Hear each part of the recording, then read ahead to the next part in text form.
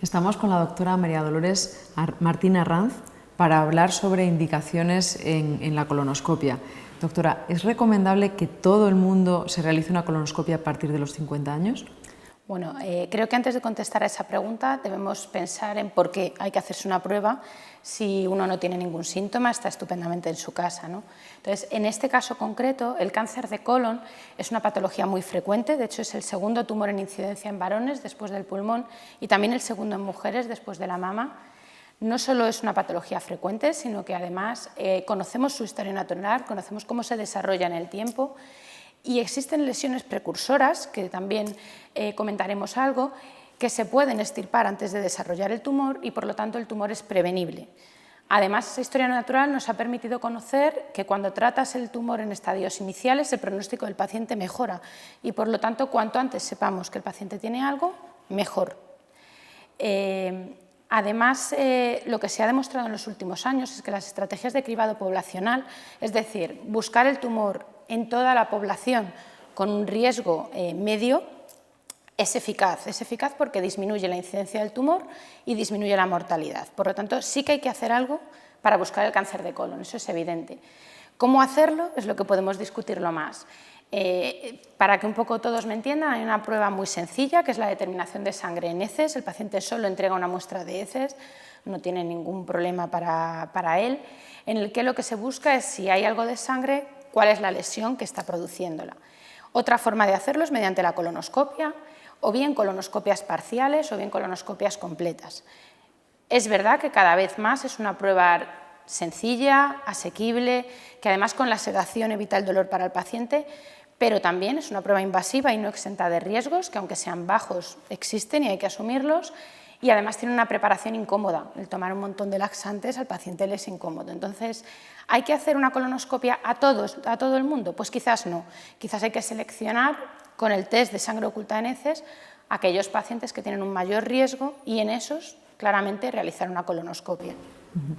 Doctora, ¿encontrar un pólipo en una colonoscopia hace que el paciente tenga más riesgo de padecer un cáncer de colon? Bueno, aunque el término global que se utiliza es el de pólipo, realmente la palabra pólipo solo dice que hay un crecimiento anómalo dentro de la luz del intestino. Eso no quiere decir que eso tenga capacidad de hacer un cáncer. Tenemos pólipos no neoplásicos, que son inflamatorios, amartomatosos y que nunca van a desarrollar en cáncer y por lo tanto no hay riesgo. Y tenemos otros, los más frecuentes los adenomas, que sí que tienen un riesgo incrementado de cáncer y que por lo tanto nos predisponen a él.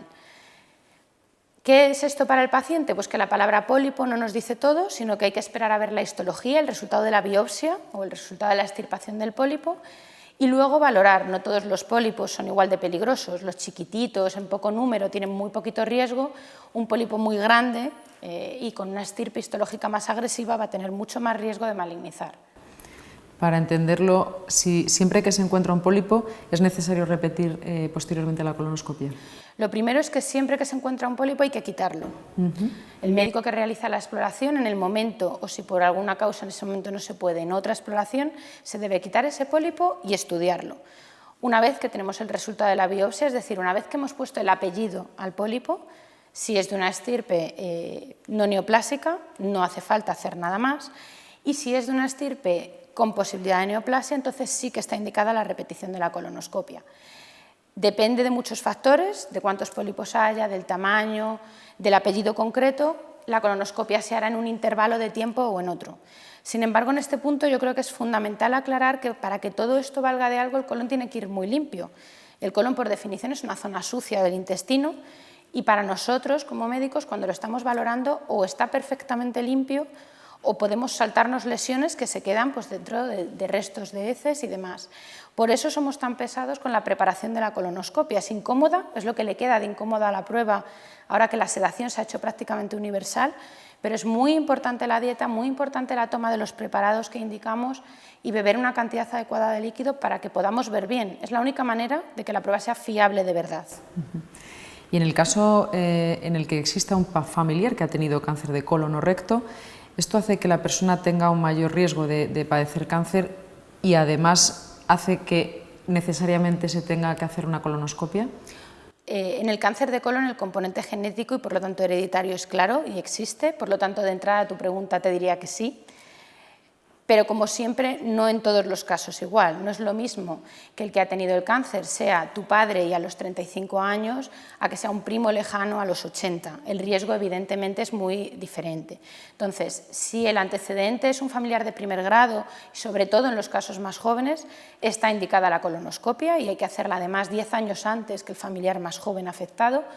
Pero en el otro extremo, si es un familiar en tercer grado y además a una edad avanzada, el riesgo es prácticamente el mismo que en la población general y ya se hace el cribado como a todos los demás.